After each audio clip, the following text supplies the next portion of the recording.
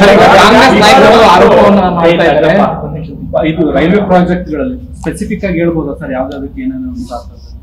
ನಾವೇನೇನು ಇವರು 96, 97ರಿಂದ ಮಾಡಿ ಬಿಟ್ಟಿದ್ರು ಆ ಎಲ್ಲ ಯೋಜನೆಗಳನ್ನ ನಾವು ಕೈಗೆತ್ಕೊಂಡಿದ್ದೇವೆ.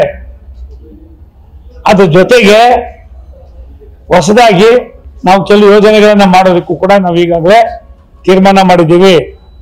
ರೈಲ್ವೆ ಲೆವೆಲಿಂಗ್ ಕ್ರಾಸಿಂಗು ಇವರೇ ಬರೆದಿದ್ರು 50% ನಾವು ದುಡ್ಡು ಕೊಡ್ತೀವಿ, 51 ರೂಪಾಯಿ ಕೊಟ್ಟಿರಲಿಲ್ಲ. ನಾನು ಬಂದ ಮೇಲೆ ಇನ್ಮೇಲೆ ಹೊಸದಾಗಿ ನಾವು ಮಾಡ್ತಕ್ಕಂಥದಕ್ಕೆ 100ಕ್ಕೆ 100 ಯಾವುದೇ ರಾಜ್ಯದಲ್ಲಿ ಕೂಡ ಅದಕ್ಕೆ ಪೀಠಿಕೆ ಆಗಿದ್ದು ಕರ್ನಾಟಕನೇ. ದುಡ್ಡು ಕೊಡಲಿಲ್ಲ, ನಾವೇನೋ ಮಾಡಿ ನಮ್ಮ ಅಶ್ವಿನಿ ವೈಷ್ಣವ್ ಸಾಹೇಬರು, ನಮ್ಮ ಮಂತ್ರಿಗಳು, ಕ್ಯಾಬಿನೆಟ್ ಮಂತ್ರಿಗಳು ಅವರು ದೊಡ್ಡ ಮನಸ್ಸನ್ನು ಮಾಡಿ ಪ್ರಧಾನಿಗಳ ಹತ್ರ ಮಾತನಾಡಿ 9,000 ಕೋಟಿ ರೂಪಾಯಿ ನಾವು ಲೆವೆಲ್ ಕ್ರಾಸಿಂಗ್ ಖರ್ಚು ಮಾಡ್ತಾ ಇದ್ದೀವಿ. ಆದ್ರಿಂದ ಹಿಂದೆಂದೂ ಕಾಣದಷ್ಟು ಅಭಿವೃದ್ಧಿಯನ್ನ ರೈಲ್ವೆ ಇಲಾಖೆ ಮಾಡ್ತಾ ಇದೆ. ಕೆಲವೊಂದಿಷ್ಟು ಯೋಜನೆಗಳು ನೀವು ಘೋಷಣೆ ಮಾಡಿದ್ದಾರೆ. ಕಾಂಗ್ರೆಸ್ ಪ್ರಣಾಳಿಕೆಯಲ್ಲಿ ಏನು ಯೋಜನೆಗಳಿದ್ದು ಅವನ್ನೇ ಈ ಬಜೆಟ್ ಅಲ್ಲಿ ಹಾಕಿದ್ದಾರೆ, ಅಂದ್ರೆ ಕಾಂಗ್ರೆಸ್ ಗ್ಯಾರಂಟಿಗಳನ್ನ ಕಾಪಿ ಮಾಡಿದ್ದಾರೆ ಅನ್ನೋ. ಒಂದ್ ನಿಮಿಷ ತಾಡ್ರಿ, ಇನ್ನೇನ್ ಹೇಳಕ್ಕಾಯ್ತದಪ್ಪ ಅವ್ರಿಗೆ? ಸರಿ ಇಲ್ಲ ಅಂತ ಹೇಳಕ್ಕಾಯ್ತದ? ಈ ತರ ಯಾವತ್ತಾರು ಜೀವನದಲ್ಲಿ 50 ವರ್ಷದಿಂದ ಬಜೆಟ್ ಕೊಟ್ಟಿದ್ರ? ಅವ್ರು ಯಾವತ್ತಾರು ಈ ತರದ ಜನಪರ ಯೋಜನೆಗಳು ಮಾಡಿದ್ರೆ ಅವ್ರು ಈ ತರ ಹೇಳ್ತಾ ಇರ್ಲಿಲ್ಲ, ಕೊಡಕ್ ಅವ್ರ ಕೈಲಿ ಆಗ್ಲಿಲ್ಲ. ಅದ್ರಾಗ ಅವರು ವಿಫಲರಾಗಿದ್ದಾರೆ. ಇನ್ನೇನ್ ಹೇಳಕ್ಕಾಯ್ತದೆ ಮೋದಿಯವ್ರ ಬಗ್ಗೆ, ಈ ಸರ್ಕಾರದ ಬಗ್ಗೆ, ಈ ಯೋಜನೆ ಬಜೆಟ್ ಬಗ್ಗೆ?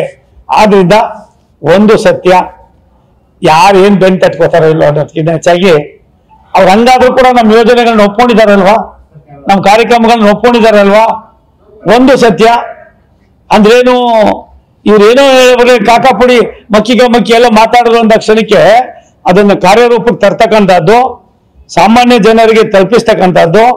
ಒಬ್ಬ ಜನಸಾಮಾನ್ಯರು 25 ಕೋಟಿ ಜನ ಇವತ್ತು ಬಡತನದ ರೇಖೆಯಿಂದ 10 ವರ್ಷದಲ್ಲಿ ಮೇಲ್ ಬಂದಿದ್ದಾರೆ ಅಂದ್ರೆ ಇದಕ್ಕಿಂತ ಒಂದು ದೊಡ್ಡ ಇದು ಸಾಧನೆ ಏನಿರ್ಬೇಕಾಯ್ತದೆ?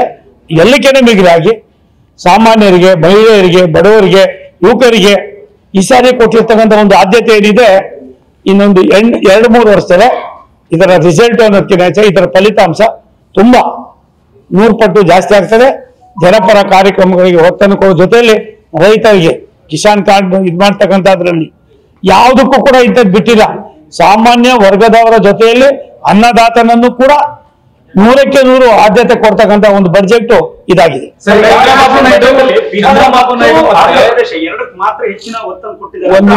ಒಂದ್ ನಿಮಿಷ ತಾಡ್ರಪ್ಪ, ಯಾರು ಒತ್ತಡಕ್ಕೆ ಯಾರು ಮಣಿತಾರೆ ಅನ್ನೋದು ನನಗೆ ಗೊತ್ತಿಲ್ಲ ಅನ್ನೋದಕ್ಕಿಂತ ಹೆಚ್ಚಾಗಿ ಮೋದಿಯವರ ಒಂದು ಅನುಭವ, ಮೋದಿಯವರ ಒಂದು ದೂರದೃಷ್ಟಿ, ಮೋದಿಯವರಲ್ಲಿ ಇರ್ತಕ್ಕಂಥ ಒಂದು ಕಾನ್ಸೆಪ್ಟ್ ಏನಿದೆ, ಇನ್ನು 25 ವರ್ಷ ಬೇಕು ಕಾಂಗ್ರೆಸ್ ಸರ್ಕಾರ.